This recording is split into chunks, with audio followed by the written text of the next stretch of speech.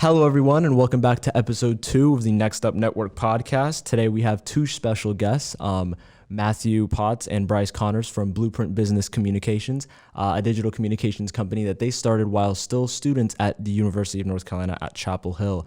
They're both alumni for that school, and obviously me and Brad go there. So we are proud of them for doing what they did, and hopefully they can share some insight on how exactly they started their own business, what aspects of higher ed they use to do that, and maybe help you guys in doing the same, or just how to navigate school in general. So first up, I'll let Brice introduce himself and go on to Matthew, and we'll get started. Well, Jonas, first off, thank you for having us.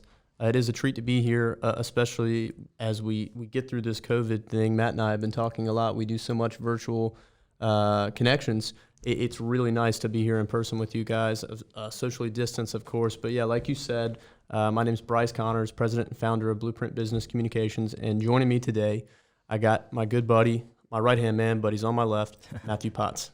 Yeah. Thank you guys so much for having us. Brice and I always have the conversation when we're going to lunch. We don't see many people outside, so it's nice to have a real conversation with somebody other than him, even though I love the guy. But yeah, I'm Matt Potts, the vice president of Blueprint Business Communications. Got you.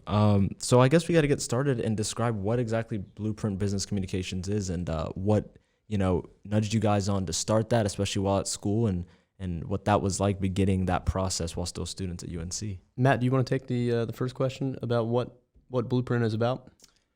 Yeah, that's an interesting question.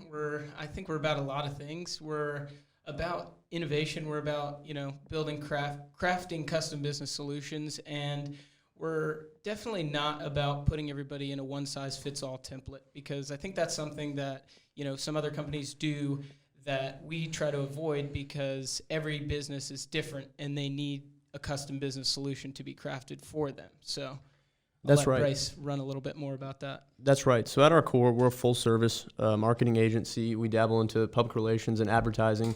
Matt has the background in advertising. I have the background in public relations in terms of marketing. But entrepreneurship, where it really all started for us, I grew up in rural North Carolina in Johnson County, had no idea what the word entrepreneurship was, or let alone that you could study it.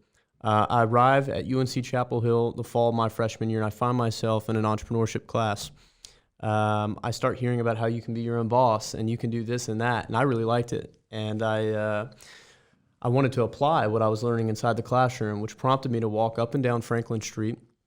I went in 20 businesses, bars, boutiques, restaurants, a bicycle shop, trying to sell social media management as a service. I'd done all this math before. I thought I was going to be rich. It was going to be a hit. And I got 20 no's.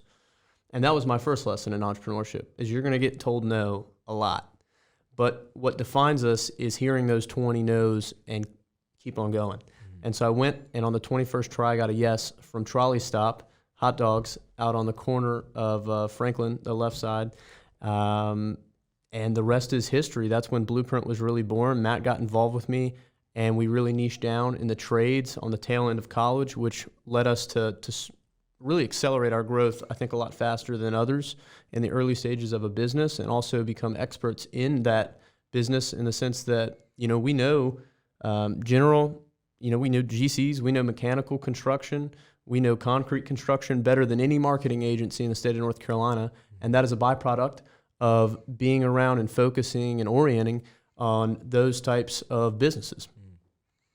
Got you. Well, the number one thing I always have to ask is obviously not the traditional route you guys took with students and how you guys navigated school. So what was the life of balancing these two things? Like, obviously, I'm sure your business accelerated when you left college, but obviously you had to get it off the ground and make it a viable business opportunity while you were still in school. So, how did you still manage to do both? And then what value did you put on school at the time? How much did it actually, do you think, helped you throughout your career, aside from, I guess, just the entrepreneurship route? I'll let Matt speak more about our first big project and what that balance was like, because that was unlike anything I think either of us had done before.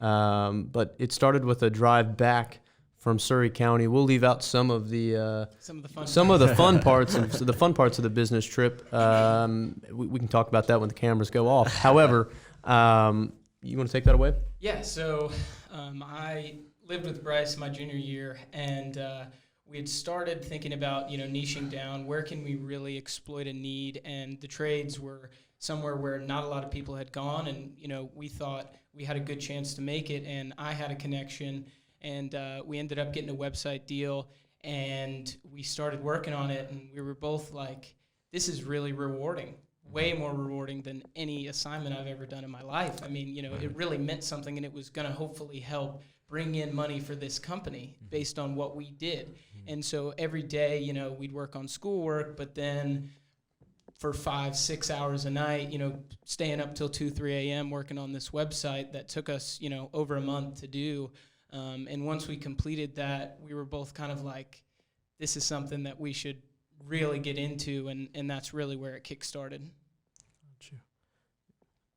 Yeah, so, you guys' story is kind of a little similar to like how me and Jonas are starting off. Jonas actually was building a website for, tell me the name of the place again. Utica Bakery. It's like Utica a little bakery Bakery shop in Apex. And I did an internship with sort of a similar, earlier in the startup phases, digital marketing company that was doing something similar for restaurants. And to me, it just seems like a great way for young people to get involved with entrepreneurship. Because if you look at what our skill set is coming out of high school, and the things that we're capable of learning technically, through YouTube or Udemy is like an online course. What ways do you think students should be getting involved in entrepreneurship similar to that? Like, how should they be going out to sort of craft their own paths and sort of get into that kind of thing? I'll take that one. I think we have placed in society such a high emphasis on, blue chip companies, Goldman and Wells and Bank of America. And just the true reality is, if you look at your odds, not everyone can go intern at Goldman. Typically, you have to have a connection to do that. And with that in mind, there's nothing wrong with going to a startup and getting your hands dirty and not focusing on one core concept, focusing on a variety and getting that real world experience wearing multiple hats. Because ultimately, and this might be a good place for us to segue as we've talked about with college and careers, the person that's an attractive candidate is the person that has real experience, not the guy that went on coffee runs.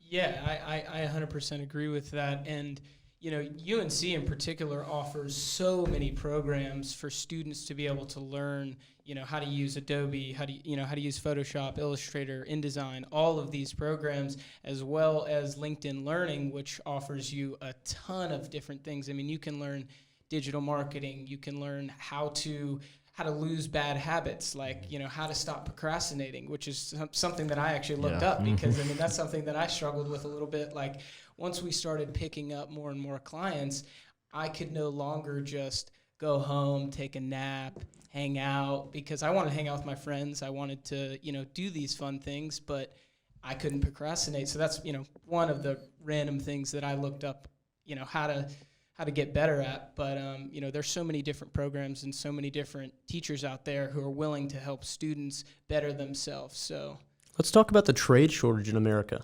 Yeah. Mm-hmm. Go to your local HVAC company, local plumbing company. They love to have an apprentice.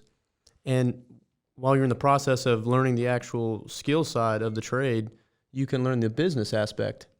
Those people need marketing. They need basic accounting. They need tax services. They need those types of things. Payroll, formulating an LLC. Are you going to be an S Corp? Are you going to be taxed as a C Corp? They teach you the things that Carolina isn't going to teach you because we didn't learn it. And I think that's what's really valuable for the next generation and this next group of leaders is learning those things that you're not going to find inside of a textbook or in the classroom. Yeah, it's interesting that you say that too, because one of the questions that constantly kind of comes up in my head, and I'm sure a lot of students, especially something that's been accelerated by COVID, is, what is the current ROI on college? And not just monetary wise, because obviously that's a terrible one because you're going into debt, but what is the actual career ROI? What value are you putting in versus what value are you getting out of it? And personally, I guess for us right now, we're students and we're taking the online courses and we're doing it. UNC, and I'm sure a lot of, and when I say UNC, I'm kind of talking about every public university, even private university in North Carolina or in the United States. They're putting a lot of emphasis on trying to make it an interactive learning experience for students. They're trying to make sure that we get a good education because we're paying for it, obviously. But it's being seen right now. I mean, it's record numbers of gap years being taken by students. And, I'm sure a lot of these students are taking gap years and really trying to looking at other methods of getting an education, kind of going on LinkedIn Learning, or getting apprenticeships or internships or externships, looking at how can I actually get my hands dirty and work with startups or companies that would want my help. And in that way, I learned so many valuable, real high-income skills that I would never learn in school. And I think the school's way of doing that and trying to teach these things is through things like an entrepreneurship program. I think those are kind of the difference between the regular traditional path in school and then what the new generation has to offer is these e-school programs that a lot of schools are coming up with. Obviously, we live in a state where NC State has a good one. UNC has a really good one that's growing right now. I actually did an event a few years back where I got to go to UPenn and talk to a lot of students that have had experience in these type of, unorthodox learning paths or whatever. So a lot of these kids go to high schools where they have programs or go to colleges where they're doing this. But how important do you think those are moving forward in the sense of schools adapting to this change? Because I think students and younger individuals are adapting very quickly. I mean, we know that you can learn a lot of things very quickly online. But how quickly do you think schools are adapting, and what do schools need to be doing to get there faster, to make sure that the value they're giving students is matching the value they need? In regards to entrepreneurship or just in general? In general, really. I mean, aside from jobs like being a doctor, I guess that's the only one route you can take, but, in any other field. I think that the value that they're providing within the education, I think we're seeing that you can take a lot of these things online. You can do your classwork online. But the question that I have is, will the higher education business model is being destroyed? Because people are seeing what you guys take online. You could go to a community college for $2,000 a semester, and you don't have to pay UNC $20K anymore. So how are they going to adapt? What are they going to provide? Those are the questions that need to be asked. Because in taking advantage of programs and initiatives, the great state of North Carolina actually has the Career in College Promise program. Why aren't we talking about that more to these high school kids? It's not a matter of reaching them when they're in college. It's too late when they're in college. We need to be having the conversation with 14, 15-year-old kids. Hey, the Algebra 2 you take, don't take that. Take Math 110 over at the community college, because those 60 credit hours you earn your junior and senior year of high school can be transferred when you go to college, and you'll get credit. You can have 2 years knocked off before you ever get there, and guess what? It didn't cost you a dime. Right. Those types of things are the things that need to be discussed and talked about, those initiatives, and finding ways for these schools to have those types of partnerships and use their voices and their resources to make those available to kids, not only in high schools, but especially in rural high schools where maybe people don't have the resources that people in Wake County and in Mecklenburg County historically have access to. You think similarly there could be a way that, high schools and, not higher education, but high schools and such could connect students with resources to getting into entrepreneurship, maybe more internships? Do you think anything like that would benefit students? Absolutely. I think it would be, and I think it starts with public-private partnerships. I say that to you all the time, but we live in a society where there's so much red tape and regulations, and sometimes you got to go to this guy, and he can't help you, so you got to go there. And taking advantage, if high schools took advantage of their local communities. If anybody in the Wake County District would like to come to Blueprint Business Communications and intern, we have 5 seats. They are more than welcome any day of the week, and we'd love to provide some of that real-world training and experience for kids, because I think one of the great lessons I've learned in entrepreneurship is everyone, Matt and I in particular, we've had fantastic mentors that have really showed us the way, and they'll do that. But the only thing they'll ask of you is when the time comes for you to do that for that kid that doesn't know which way to turn, you do it. And we'd be more than happy to return that favor, because we wouldn't be anywhere if it hadn't been for the great mentors that had been through it, and they'd seen the roadblocks and helped us avert those situations. Yeah, I absolutely agree. And so I'm actually originally from Chicago, and where I lived, not a lot of people really thought that college was a possibility. And luckily, my grandma moved me to Charlottesville, Virginia, where I went to high school. and that was really good. But one of the things they didn't really do was, they sold these AP classes over and over again. You got to take them if you want to get into big schools. You got to take them. You got to take them. And, I'm not going to lie to you. I probably got a 5 on like 2 or 3 of them. And I took all of my junior and senior year. I was taking AP classes. And what did I get? 3 hours or 9 hours of classes. I mean, nothing crazy, when I could have been taking community college courses, like Brice said, the whole time, and I would have came into Carolina with 60 credit hours, and I could have got a double major. Or you could have got an MBA in the same time that you would have Yeah. gotten an undergraduate degree. Yeah, exactly. And, another thing to address a little bit earlier, what you said, I think colleges are really getting exposed for, they're not changing their tuition yet. They're sending everyone home. And I do think that in-person classes do have a different feel to them.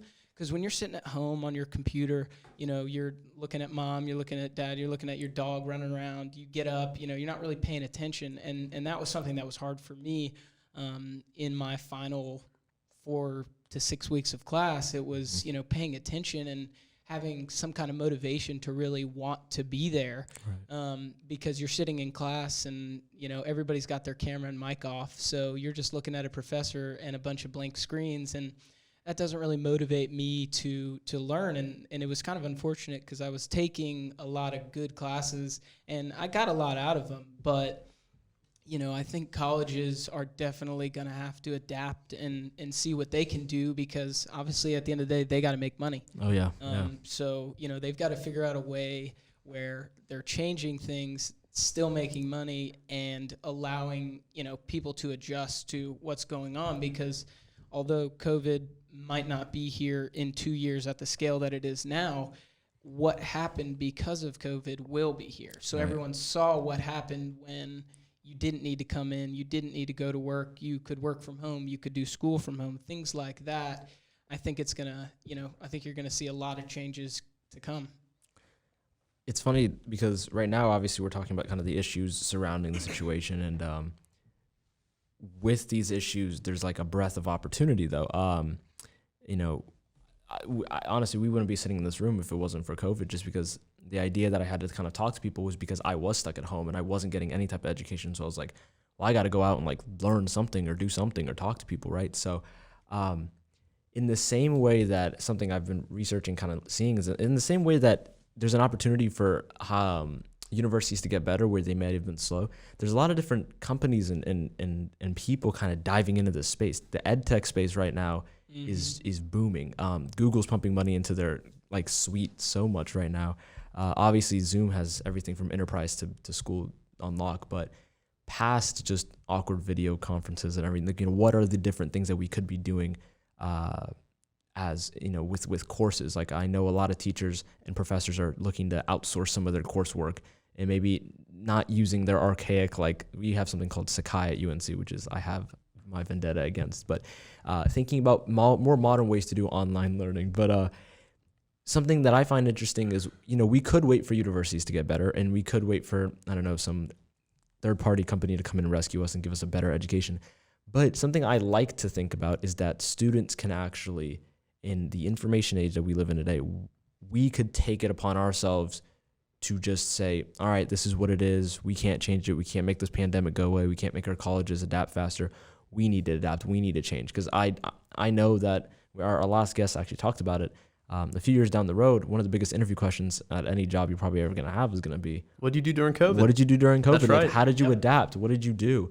And you probably should have tangible things. Like, if you're a content creator, you better have created content. If you are in any field, you must have something tangible to show that you did during this time.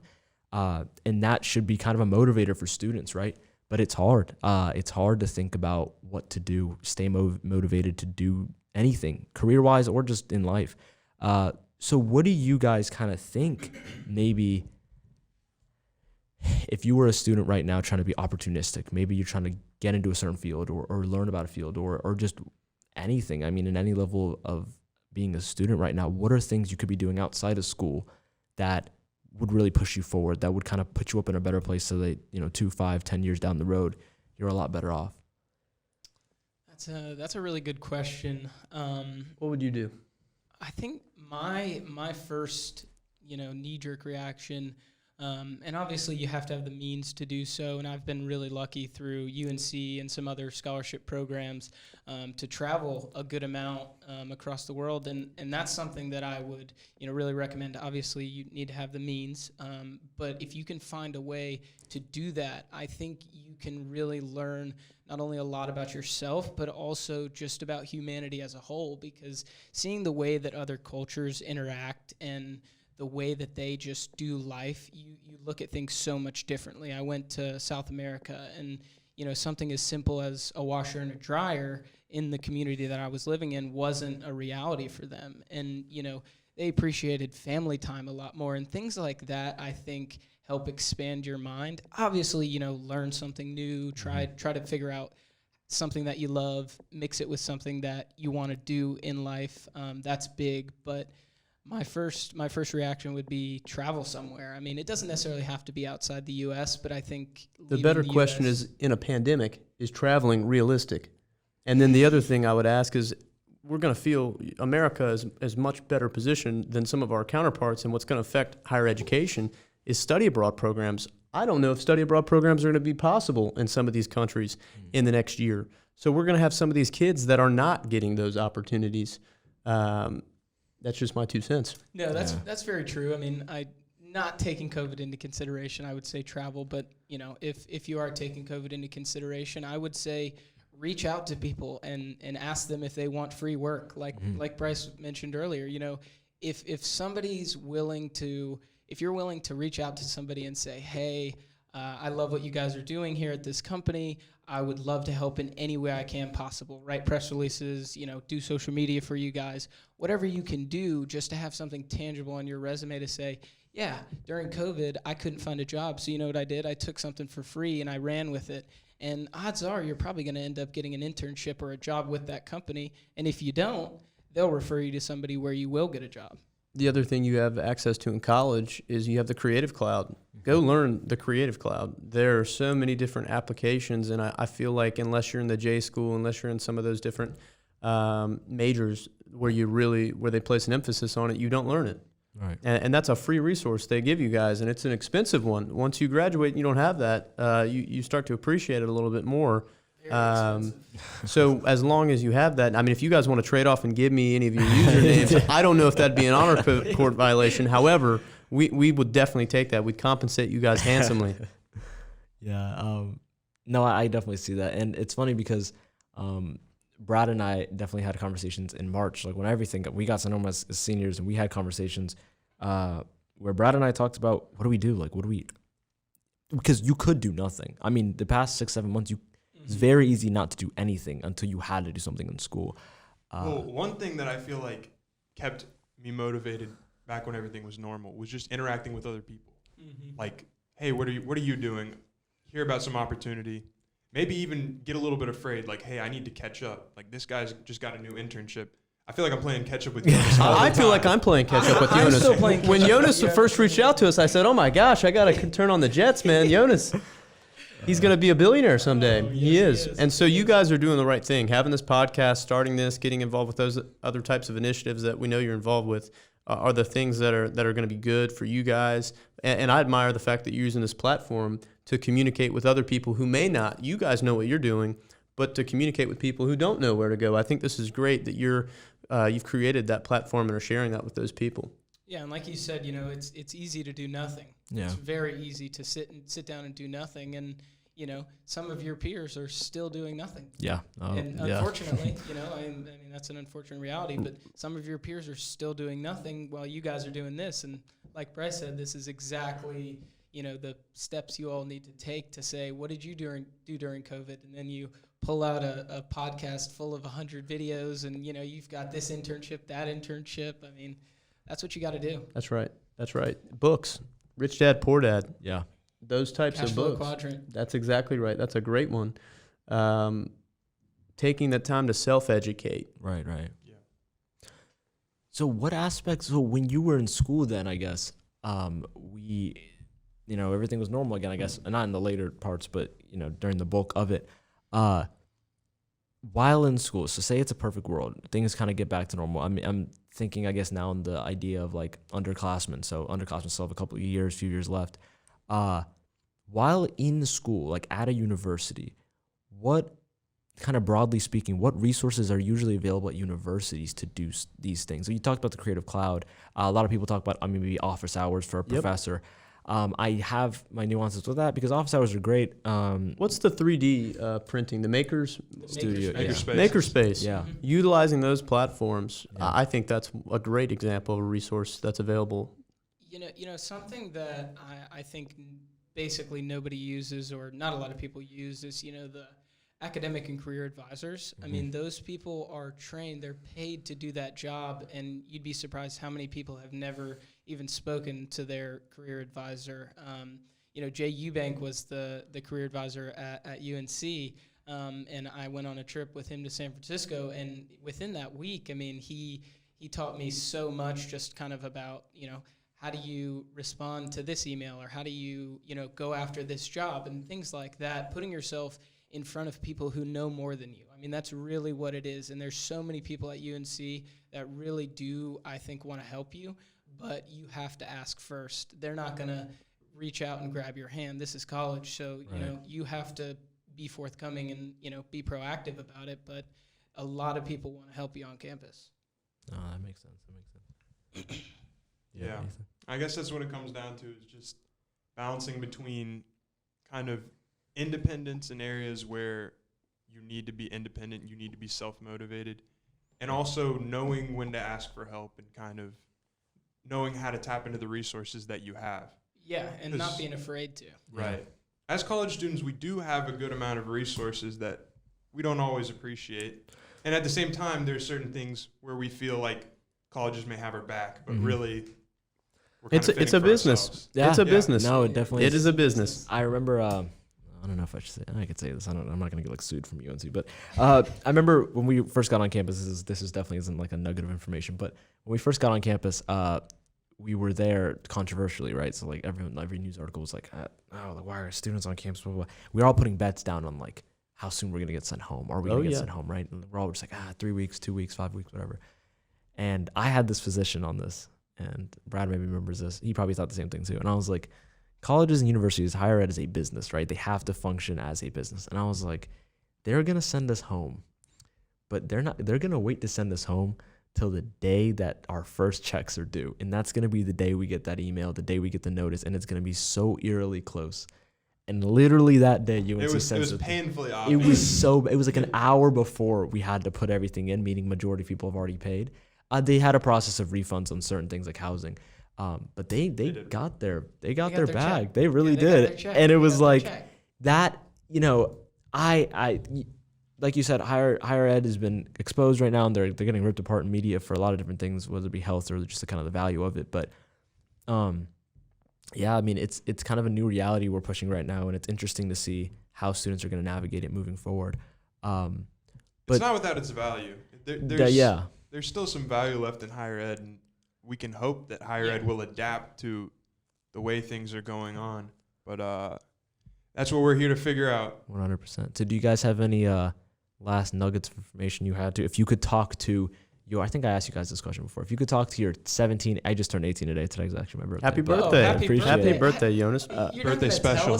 Yeah, why didn't we start the show with this? It's like, I guess it's the birthday special. But are you one of those guys who doesn't like to tell people it's their birthay and then you just like drop it in? He drops it in there. Yeah, it's my birthday. Actually, it's my birthday. No, well, you're one of those guys. I wanted to make sure. I don't know. I feel like I'm not very good at getting, when it's like really awkward when people sing your happy birthday? Yeah. And you're just like, you don't really know what to do. It's kind of like that when people are like telling me happy birthday. I'm like, all right, cool. Like I was born. Like I don't know what to say. But great. But well, we're not going to sing you happy birthday. Yeah. We're not going to do that. But I am going to wish you a happy birthday. Yeah. Appreciate it. But if you guys were 17 or 18 and you're kind of looking back, what would you be telling yourself about moving forward? What are things you should be doing? Hard work beats talent when talent doesn't work hard. There are a lot of talented people in the world, but there are just as many, if not more, lazy people who don't want to go and get it. And whatever you get in life is going to be determined by who showed up and who worked harder. Got you. Yeah, that's a really good tip. If I could talk to myself I'd probably tell myself to work out. Because, man, I wish I did. I was in such good shape, and then it fell off. But really, though, I would just say, don't let your background define you. That's something that I've really held close to my heart, just coming from where I came from and seeing the struggles that I did. I didn't let that define me, and it's really important that sometimes you are going to have to work harder than others in life. Some people are just handed things, and that's how it goes, and you guys have probably seen it at UNC. Oh, yeah. There's plenty of people who have been handed everything their whole life, and you can see it. Yeah. You can see it, but it's the people who haven't and still make it that you need to keep around you, because those kind of people are go-getters. And I'm not calling myself a go-getter, but I do. He's a go-getter. He motivates me. I do work hard, and I think it's because of the fact that I didn't let where I came from define my entire life. So. Got you. Yeah. All right. Well. Awesome. Thank you guys so much. No problem, guys. Thank you for having us, and happy birthday, Jonas. Of course, guys. So I guess the last thing we go off is, trust yourself, love yourself, work hard. That's it. That's episode 2. We appreciate our guests for coming in today, and stay tuned for episode 3.